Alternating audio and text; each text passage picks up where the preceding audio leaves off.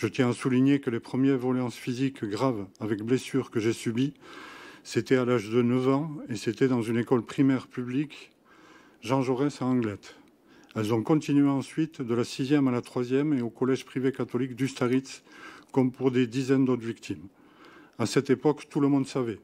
Tout le monde savait dans le Béarn pour Betaram et tout le monde savait pour Ustaritz dans le Pays Basque. Tout le monde savait au minimum qu'il y avait de la violence physique dans ces établissements et tout le monde a laissé faire. C'est inadmissible. Si on avait ordonné des enquêtes, on aurait certainement découvert qu'en plus des violences physiques, il y avait aussi des violences sexuelles. Aujourd'hui, rien n'a changé.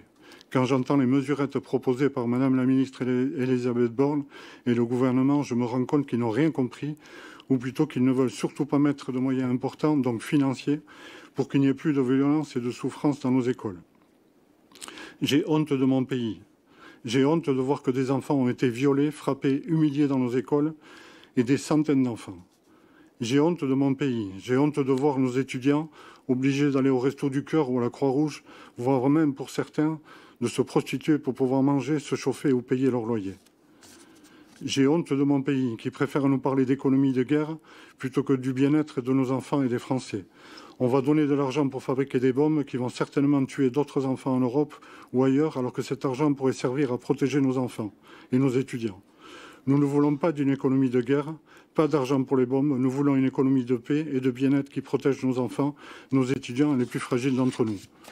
Par solidarité pour toutes les victimes, pour dire stop à toutes les violences et à toutes les guerres, et pour que nos enfants vivent dans la paix et la sécurité, prenez un gant blanc ou un tissu blanc pour dire stop, ça suffit. Alors, je veux juste préciser que donc, je ne suis pas victime de cette institution de la Sainte-Croix de Riaumont, plus communément appelée Village de Riaumont, mais je représente donc le tout nouveau collectif de victimes et d'anciens du village de Riaumont qui s'est créé hier.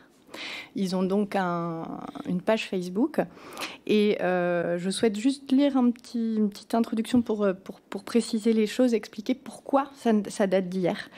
Donc c'est un texte qu'ils ont écrit.